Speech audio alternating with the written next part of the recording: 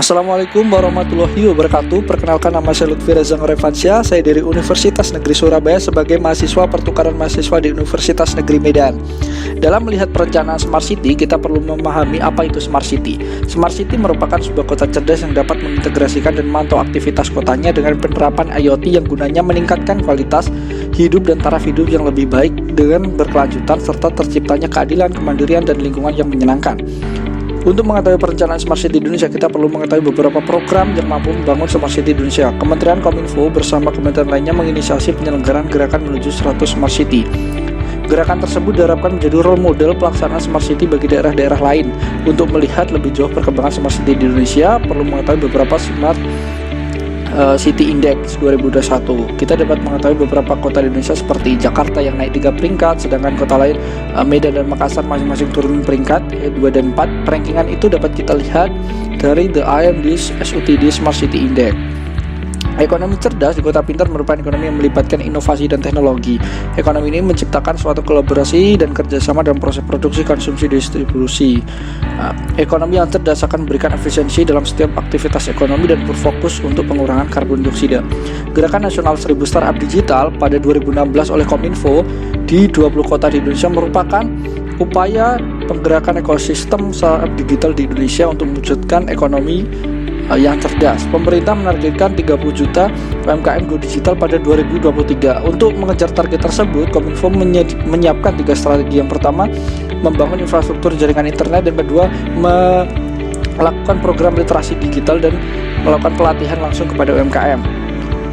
Dalam mendalami smart ekonomi dalam aglomerasi, maka kita perlu ketahui aglomerasi industri terbentuk karena berkumpulnya beragam industri pada suatu lokasi tertentu yang akhirnya akan menghasilkan output yang heterogen. Sedangkan klasterisasi industri merupakan kumpulan industri yang sejenis yang secara geografis terkonsentrasi di suatu lokasi karena adanya keuntungan dan penghematan akibat lokalisasi dan spesialisasi sehingga menghasilkan output yang lebih homogen. Di Indonesia, bangunan Silicon Valley ala Indonesia yaitu di Bukit Algoritma telah resmi dimulai di Sukabumi, Jawa Barat sebagai wujud ekonomi cerdas dari aglomerasi dan inovasi. Banyak daerah aglomerasi industri akan membuat desain dan pengembangan serta inovasi akan deras tumbuh semakin baik. Bentuk-bentuk dukungan seperti itulah merupakan gerakan dan perencanaan Indonesia untuk memiliki kota-kota cerdas di dalamnya. Ekonomi cerdas dalam perdagangan ke depan akan menampilkan penetrasi e-commerce atau ekonomi digital, di mana perdagangan online antar pedagang dengan konsumen maupun pedagang dengan pedagang. Pengertian ekonomi digital mengacu pada berbagai aktivitas ekonomi yang meliputi penggunaan informasi dan pengetahuan digital sebagai faktor kunci produksi. Ekonomi digital bisa diprediksi tumbuh hingga 8 kali lipat di tahun 2030. Upaya perwujudan itu seperti pengembangan UMKM yang dilakukan oleh Bank BRI dalam ekosistem digital Bank BRI. Tak hanya itu, Gerakan Nasional 1000 Startup Digital juga merupakan upaya pengembangan UMKM di kita. Ekonomi cerdas dan energi merupakan bentuk pengelolaan energi yang berkelanjutan dan terkelola secara baik. Dengan pemanfaatan teknologi, jaringan, dan manajemen energi yang baik akan menghasilkan penggunaan energi yang efisien dan efektif. Terdapat berbagai inovasi otomasi pengelolaan penggunaan energi seperti inovasi teknologi smart grid yang memanfaatkan kemajuan teknologi untuk dapat melakukan pengendalian dan pengoperasian sistem teknologi listrik dalam menyalurkan tenaga listrik. Saat ini, pemanfaatan energi terbarukan di Indonesia masihlah sangat kecil bila dilihat dari besaran potensinya. Hal itu tercermin dari besaran investasinya juga ke energi terbarukan yang masih sangat kecil. Menurut penelitian Greenpeace dalam Southeast Asia Power Sector Record, Indonesia menjadi negara terlambat dalam pengembangan energi baru terbarukan di ASEAN. Ekonomi cerdas dalam transportasi dan logistik merupakan bentuk integrasi antar transportasi dengan teknologi untuk mengatur pergerakan manusia, barang, dan jasa. Integrasi yang mampu memperluas jangkauan layanan guna untuk peningkatan pendapatan dan efisiensi, seperti kendaraan otonomus, jalan berbayar, parkiran cerdas, dan jaringan telekomunikasi yang baik dan mumpuni. Logistik cerdas menekankan penggunaan kendaraan massal. Adanya kota cerdas dan sistem sharing di berbagai aspek sebagai bentuk upaya efisiensi dan efektivitas penggunaan moda transportasi. Di Indonesia banyak yang sudah melakukan smart transportasi dan logistik, sepertinya di kota-kota besar di Indonesia, misalnya Bandung telah ada parkiran cerdas, lalu Surabaya dengan traffic light yang cerdas, dan Jakarta yang telah menerapkan jalan berbayar.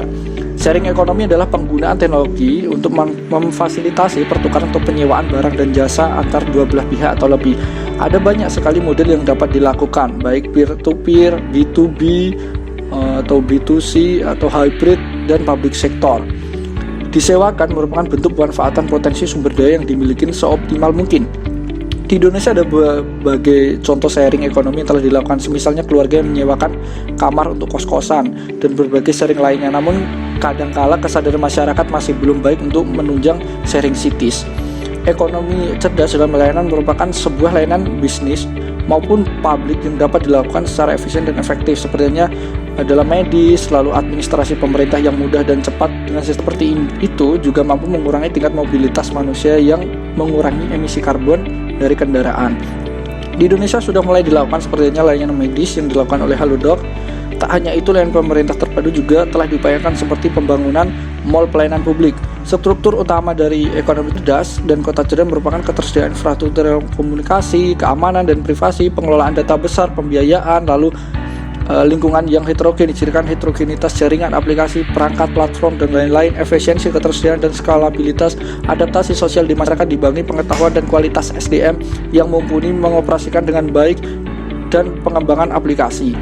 Bila melihat ketujuh aspek yang ada pada artikel Profesor Sarifi, yakni aspek ekonomi, people, government, environment, living, mobility, dan data untuk melihat kesiapan kota-kota di Indonesia dapat dijelaskan dengan dari berbagai indikator. Misalnya, bila dilihat dari aspek people dan living, di mana tercermin dari indeks pembangunan manusia yang ada di kota-kota di Indonesia. Selama 2010 hingga 2021, IPM Indonesia rata-rata meningkat sebesar 0,76%. Peningkatan IPM 2021 terjadi pada semua dimensi, baik umur panjang dan hidup sehat, pengetahuan, dan standar hidup layak. Hal itu berbeda dengan peningkatan IPM 2020 yang hanya didukung oleh peningkatan pada dimensi umur panjang dan hidup sehat dan dimensi pengetahuan, sedangkan dimensi standar hidup layak mengalami penurunan pada 2020. Pada 2021, dimensi hidup layak meningkat 1,30%.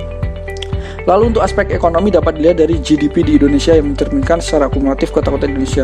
Perekonomian Indonesia berdasarkan besaran PDB Indonesia triwulan 3 2021 tumbuh sebesar 3,51%, di mana Pulau Bali dan Nusa Tenggara yang masih mengalami kontraksi pertumbuhan yaitu 0,09%, namun Pulau Jawa dengan kontribusi sebesar 57,55% mencatat pertumbuhan sebesar 3,03%. Untuk aspek mobilitas di kota-kota Indonesia sendiri sudah banyak yang melakukan inovasi seperti halnya di Surabaya, Bandung, Jogja, Jakarta, dan kota lainnya. Di Surabaya misalnya sistem transportasi berkelanjutan dan efisien telah diterapkan dengan pengaturan lampu lalu lintas sesuai dengan kepadatan lalu lintas. Lalu ada ruang kontrol terpadu. Tak hanya itu, e-tilang juga telah diterapkan, pemasangan slot parkir, tempat parkir, dan transportasi umum yang memadai dengan Surobus misalnya di Surabaya yang dapat dibayar dengan botol plastik, serta pedestrian yang luas dan asri. Di Bandung juga sudah diterapkan sistem mobilitas cerdas seperti halnya parkir berbayar elektronik dan masih banyak lainnya. Untuk aspek data dapat dicontohkan di Jakarta, di mana pemanfaatan big data untuk pengembangan dan penentuan perencanaan yang strategis, misalnya pengelolaan subsidi serta peningkatan layanan government-nya. Penggunaan big data ini digunakan untuk peningkatan layanan umum seperti analisis data transportasi umum dan tren penggunaan transportasi serta kepadatan dan pembelanjaan masyarakat. Dengan adanya big data dapat memantau dan membantu penentuan kebijakan dan langkah strategis yang tepat sasaran. Untuk aspek government sendiri dapat dilihat dari berbagai komitmen kota-kota di Indonesia yang melakukan pembenahan pelayanan kepada masyarakat, seperti halnya pembangunan mall pelayanan publik, di mana pelayanan yang terpadu dan efisien ini dihadirkan di satu platform pelayanan online serta offline. Jakarta, Batam, Surabaya, dan Denpasar sudah menerapkan sistem pemerintahan dan pelayanan masyarakat yang cerdas dan terintegrasi.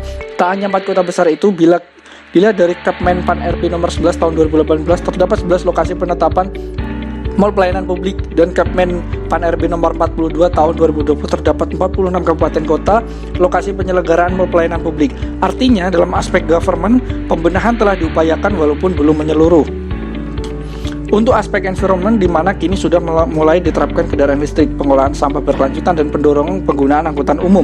Kendaraan listrik yang sudah menjadi semakin nyata dan didukung kesiapan PLN dalam membangun SPKLU di berbagai wilayah di kota besar, misalnya saja di DKI Jakarta dan sekitarnya. Pengolahan sampah dan berkelanjutan dan meminimalkan hasil buang sampah juga telah dilakukan. Bahkan di Surabaya sampah telah dimanfaatkan dijadikan sumber listrik. tak hanya menjadi pembangkit listrik, ada juga sistem pengolahan sampah zero to landfill di mana telah hadir di Jakarta dan sekitarnya yang dilakukan oleh Waste for Change. Kebijakan dan pembenahan angkutan umum juga terus ditingkatkan seperti di Surabaya dan Jakarta. Transportasi umum mulai diintegrasikan serta dibuat senyaman mungkin.